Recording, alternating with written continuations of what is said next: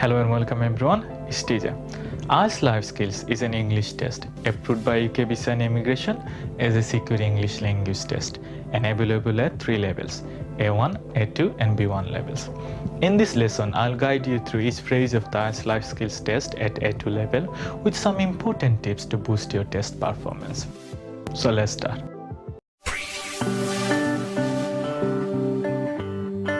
After 2.5 years in the UK, partners and parents on the family road will need to pass a speaking and listening test at A2 level in order to qualify for further leave to remain on the 5-year partner or parent road to settlement. So at this level, you need to show how well you can speak English to communicate and engage in discussion with others by asking and answering questions. The test will be conducted face-to-face with one other candidate and one examiner. So this test only tries to cover your speaking and listening skills and lasts for 18 to 20 minutes. First, you need to get familiar with what you have to do during the test. But don't worry about being better or worse than your partner, as you will be assessed individually in 4 key areas: obtaining information, conveying information, speaking to communicate, and engaging in discussion. But if you make any mistakes when you ask and answer questions, don't worry, as mistakes are expected at this level. So just try to be as communicative as possible. Besides, you will get one of 2 results, pass or fail. So it is extremely important that you are aware of the grammar areas that you need to study in order to ensure the pass result at A2 level. Though there are some grammar topics that will come up more than others, but you need to be prepared for whatever appears. So these are the grammar areas that you should be studying at A2 level.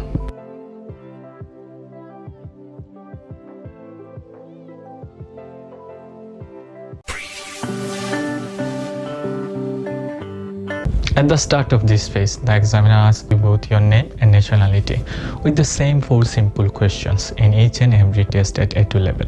What's your name? Can you spell it for me? Where do you come from? And how long have you lived here? Then the examiner collects the mark sheets and asks you both questions individually from a variety of areas such as your work, name, nationality, study, where you live, and your free time activities. Make sure you fully understand the question and answer in full sentences. Also, try to use the same grammar in your answer as the question. It makes it easier for you to respond to the question appropriately.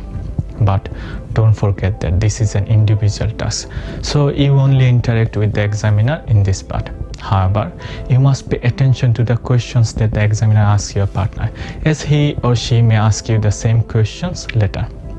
Also, always answer exactly what you are being asked. It is supposed to feel natural and flowing.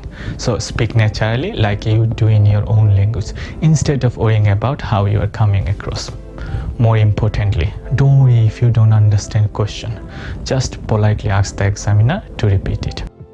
You could say, "Could you repeat that please?" or "Could you say that again please?"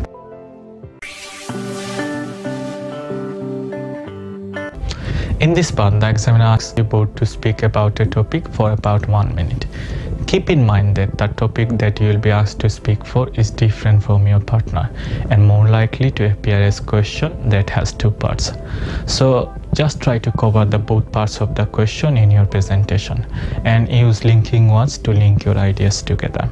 But if you realize you have made a mistake, just try to correct it straight away. More importantly, keep talking until the examiner stops you. Usually he or she would say thank you to stop you. First, you will be given 1 minute to prepare what to say.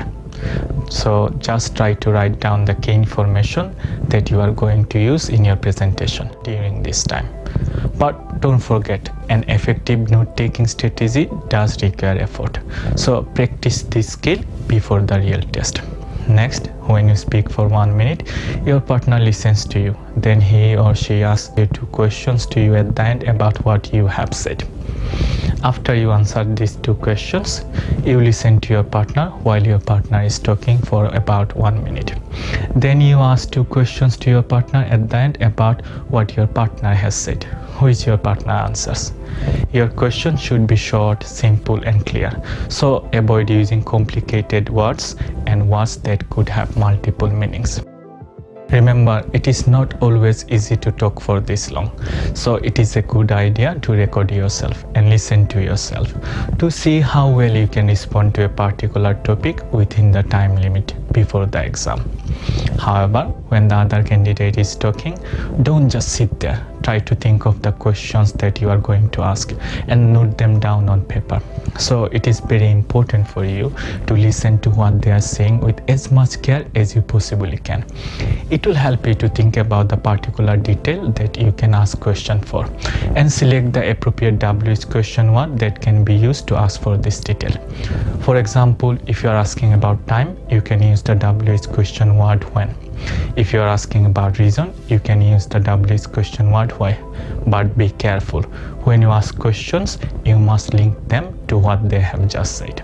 Don't just ask questions randomly.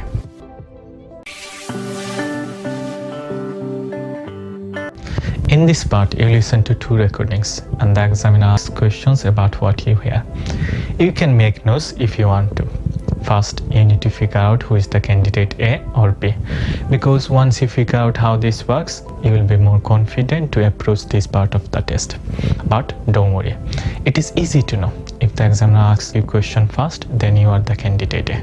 Otherwise, you are the candidate B.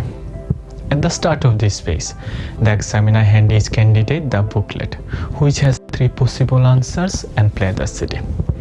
When the recording stops, the examiner asks candidate A 1 question about the first recording and candidate B 1 question about the second recording. You have to choose 1 answer from the 3 possible answers given in the booklet. So read the question carefully and think of the possible situation that you can relate to these options. This will help you to follow the recording and identify the answers easily. Also, try to cross out the options that you think don't fit, because if you do this, you are more likely to end up with 1 possible right answer to the question. Next, the examiner plays the 2 recordings for the second time and asks you 2 more questions, but this time the examiner asks candidate B 2 questions about the first recording and asks candidate A 2 questions about the second recording. When the 2 recordings stop, the examiner asks each of you the same 2 questions, but this time you have to answer these questions. So first, make sure you know if your question is about the first recording or the second recording. You can ask the examiner to explain again if you are not sure which question is for you and which question is for the other candidate. Also, don't worry if you don't understand every word. Just try to listen for the keywords and think about the meaning of the whole recording. Besides, when you listen to the question before the recordings are played, try to note the keywords that indicate the type of answers the examiner is looking for. For example, if you find the WH question word when in the question, then you should remind yourself that you are going to look for a particular time to prepare your answer to this question as you listen to the recording. Also, write the answer down as soon as you hear it, but don't write in full sentences. Just write the important keywords that respond to the question. This will help you to remember the answer when you are asked to say it.